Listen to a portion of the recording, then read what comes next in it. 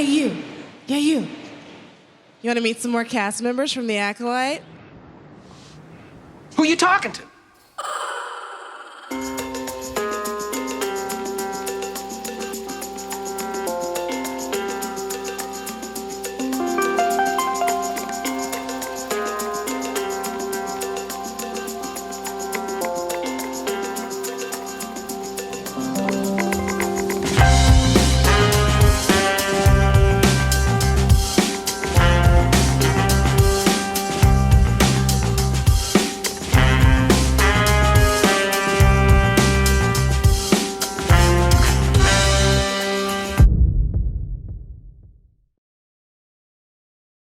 Please, Queen Kathleen Kennedy. Do you have ideas? Oh, yes. Oh, my gosh. Yeah. I think I've had ideas for Star Wars movies since I was 13 years old. Now, I've got to admit, the original premise of The Acolyte had me, if nothing else, a little curious. I mean, a martial arts heavy tale set within the Star Wars universe, set from the perspective of the bad guy, the Sith. It sounds like a pretty cool set, considering I grew up watching martial arts films from the age of, 4 or 5. I mean, it's literally my two favourite childhood memories weaved together. But if everyone's a villain, who's the good guy here? Good question. My guess is that there'd be an anti-hero in the show. Someone who's bad, but not as bad as everyone else, you know? Kind of like Venom in the Venom movies, for comparison. The last two minor details prevented me from buying into the idea that this show, though having the potential to be awesome, would be anything even remotely close to watchable. One was a term used to describe it: female-centric. Never a good idea when it's done merely for the sake of it being done. Just ask Ghostbusters 2016, that Ocean's 11 spin-off, for proof of that. Any other thing? Harvey Weinstein's former personal assistant, Leslye Headland, at the helm of the whole darn thing. What could go wrong? Right. What could go right? Nothing. Absolutely nothing. First came word that they had hired an intimacy coordinator for the set. I'm sorry, what? An intimacy coordinator.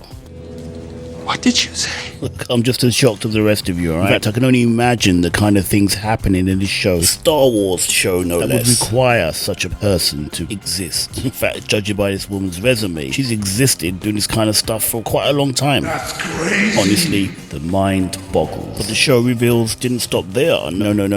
Anytime somebody from the cast or crew opened their mouth to offer insight, it just sounded worse and worse. Speaking of, quite a decent cast is put together for this show. Remember that little psycho girl from Logan? Turns out to be Wolverine's daughter.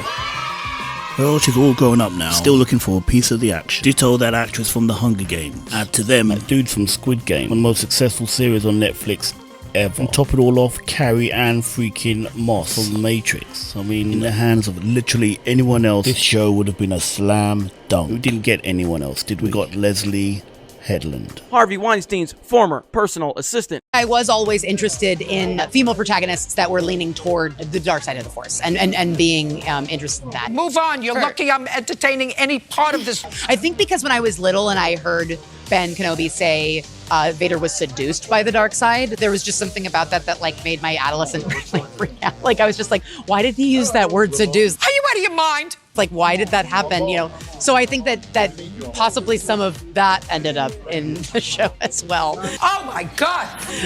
That's a horrible thing to say to IMDb. Oh my God. They're going to meme the shit out of that. And that will be your fault. Then came the appearance at Star Wars Celebration. I mean, that went down like a lead balloon, didn't it? Yes.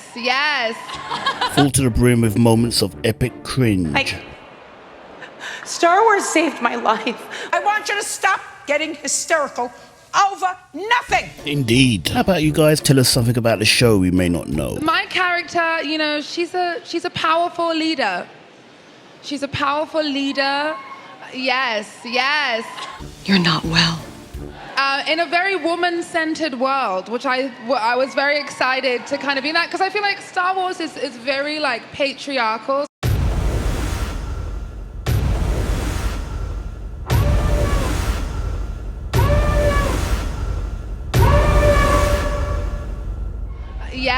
Yes.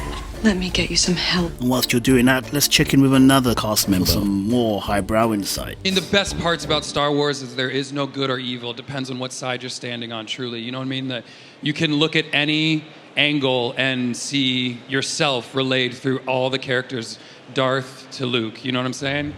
No.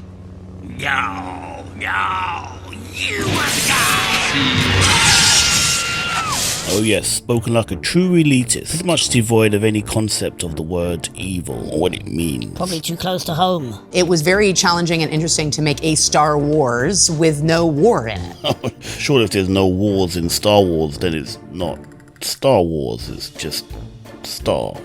Sorry. Ladies and gentlemen, Leslye Headland putting the moron into oxymoron. But real talk, this is yet another red flag raised surrounding this show. There were so many red flags, I thought I was in a Russian airport. Take any kind of central galactic conflict out of Star Wars universe, you might as well jettison the whole Star Wars moniker altogether. On this at least I have to give Zack Snyder some props. Rebel Moon was his adult take on the Star Wars universe. But the project was deemed not to be a good fit for the Star Wars universe, so he put it in his own universe. But then Leslye Headland is no Zack Snyder, is she? Oh, hell no! Next up, the rumour of that producer being fired from the show. Not being paid for it. It's not properly anyway. You know, the one that was attached to that Apple TV show. Oh, yes, with beforehand. Colin Farrell. We did get a resolution to that, did we? I guess dispute's still ongoing. Imagine leaving that project for this. I'd rather not if I had the choice, thank you very much. Yet more interviews surfaced with showrunner Leslye Headland. Harvey Weinstein's former personal assistant. This time, running her mouth off about creator George Lucas, while simultaneously throwing shade at the prequel trilogy. Apparently, the creator of Star Wars doesn't have all the answers to Star Wars.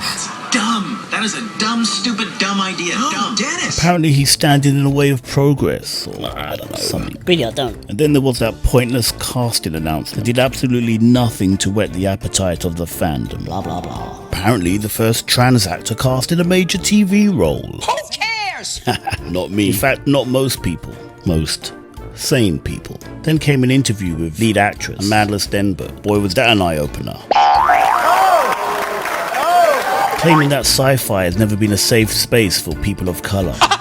I just told you, I think you're ridiculous. I just don't shoot the messenger. Stating, I think that when it comes to the world of fantasy and sci-fi in general, it hasn't felt like a safe space always for people of colour. It's been a world that I've always deeply loved and been invested in. So to be in any way, shape or form part of the wave that is ushering in inclusion and safety for black nerds is like my dream come true, she concluded. Isn't it funny that a genre that apparently has never been a safe space for black people somehow has this black actress deeply in love with it, deeply invested in it? I'm sorry, I'm allergic to bullshit. No need to apologise. Most of us were thinking the same thing. Then there were those leaked documents highlighting an astronomical budget for the show. What's this? Huh? Money, a lot of money. I'd say. Rumoured to be around $312 million.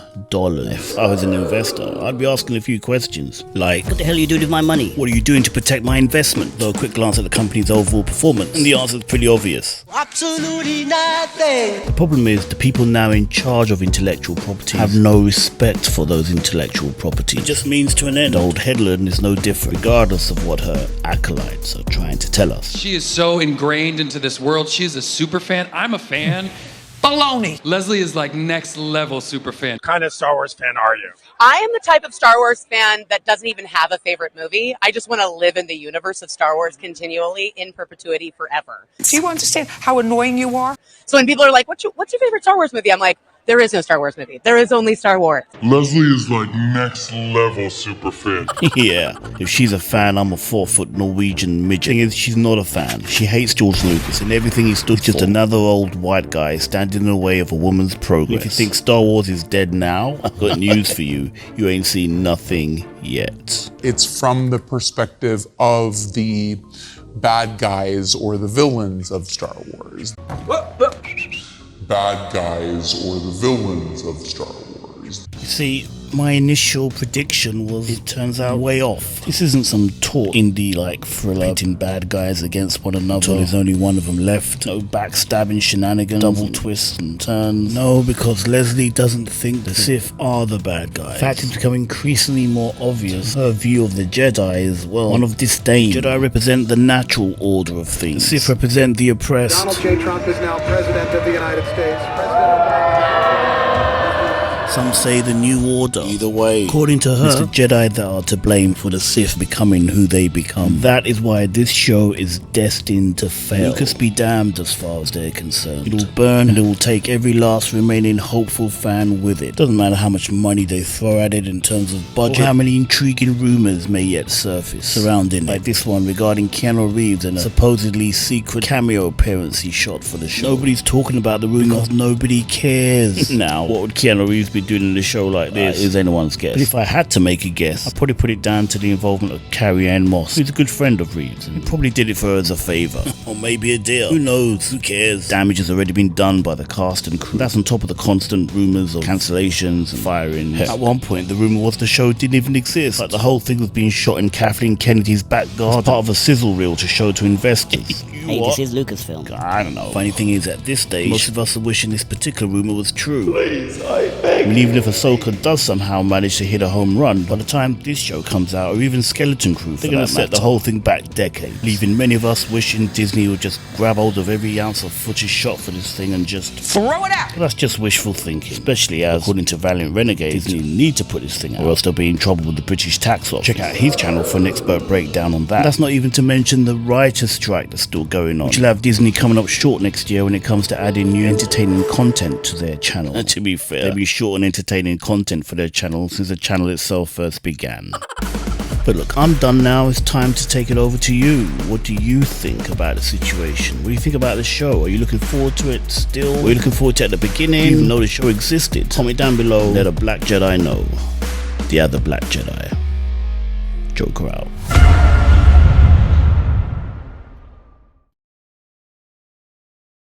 In the middle of the, sorry, we are toward the end. Hey, stop talking.